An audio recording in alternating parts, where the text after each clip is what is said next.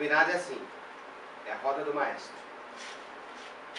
Se eu apontar, tem que fazer um som com o seu instrumento. Qual que é o seu instrumento? Se eu fechar a mão, o Henrique ainda não tem instrumento. Se eu fechar a mão, ó Marcos, tem que parar o som, tá bom? Não pode tocar se eu fechar a mão. Só toca se eu apontar, tá bom?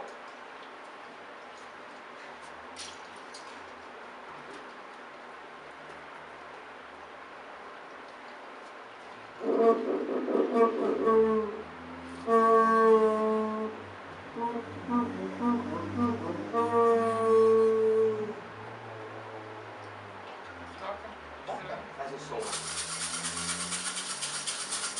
Fechou.